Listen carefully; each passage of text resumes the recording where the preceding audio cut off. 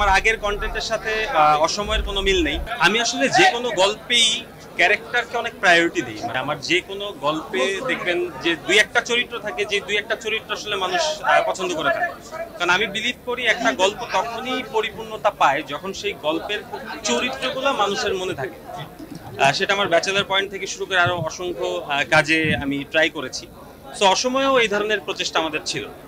আমি আসলে hotel relax যখন বানাইছিলাম তখন আমি আসলে এক্সপেক্ট করি নাই যে হোটেল রিল্যাক্স একটা সার্ভার ক্র্যাশ করে ফেলবে বা ওটিটিতে এই ধরনের একটা হাইপ আনতে পারবে। অসময় করার সময় আসলে আমি হোটেল রিল্যাক্সে যতটুকু এফোর্ট দিয়েছি, অসময়তে আমি তার চেয়ে বেশি এফোর্ট দিয়ে করার চেষ্টা করেছি। আমার মূল কাজ হচ্ছে মানুষকে এন্টারটেইন করা, সো এইটা আমার মাথায় ছিল। তারপর এখন দর্শক যদি আসলে পছন্দ করে এবং দর্শকের রেসপন্সে যদি আমি একটা গুড ফিডব্যাক পাই, সেটা আমার সামনের পথ চলা আরও সহজ করে দেবে।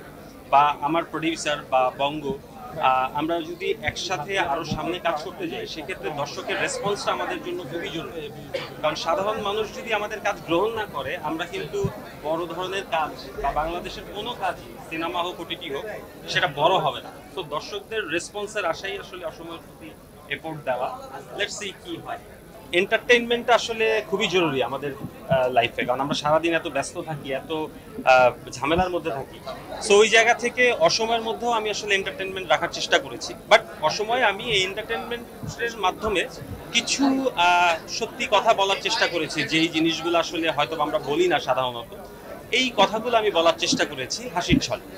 আমরা তো আসলে প্রতিনিয়ত নতুন কোনো কিছু দেখতে পছন্দ করি, সো নতুন যে কোনো জিনিস আমাদের ভালো লাগে। সো আমি চাই প্রতিনিয়ত নিজেকে আপডেট করতে।